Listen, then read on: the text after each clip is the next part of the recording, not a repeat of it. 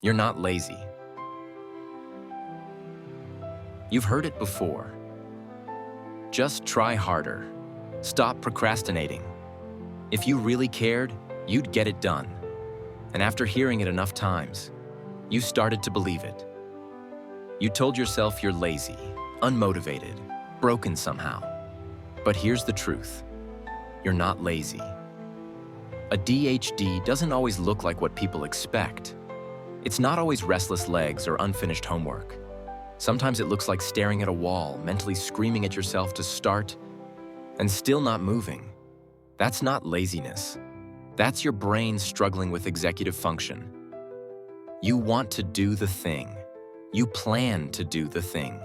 You even need to do the thing. But your brain won't switch gears when you ask it to. ADHD affects how the brain regulates attention, motivation, and time. Tasks don't line up neatly in order across a timeline like most people. They show up as now or not now. And if something isn't now, it might as well not exist.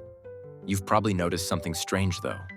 When something does grab your attention, a passion project, a deadline, a crisis, you can focus for hours.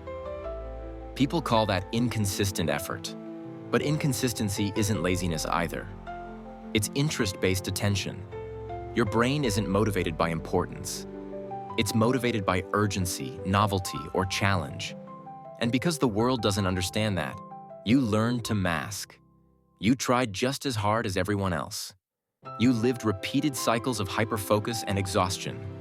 And when you couldn't keep up, you blamed yourself. But imagine judging someone in a wheelchair for not taking the stairs, or calling someone nearsighted lazy for not reading a sign. Absurd, right? Yet that's what happens every day to people with ADHD. The problem was never your effort. The problem was the expectation that your brain should work like everyone else's. ADHD doesn't mean you lack discipline. It means you need different support systems, intentional external structure, visual reminders, shorter blocks of tasks, permission to rest without shame. You are not lazy for struggling with tasks others find easy. You are not weak for needing breaks. You are not a failure because your motivation doesn't run on command. You are navigating life with a brain that plays by different rules in a world resistant to change. And the moment you stop calling yourself lazy is the moment real progress begins. So if no one has told you today, hear it now. You're not lazy. You're not broken. You're not alone. You're learning how your brain works, and that changes everything.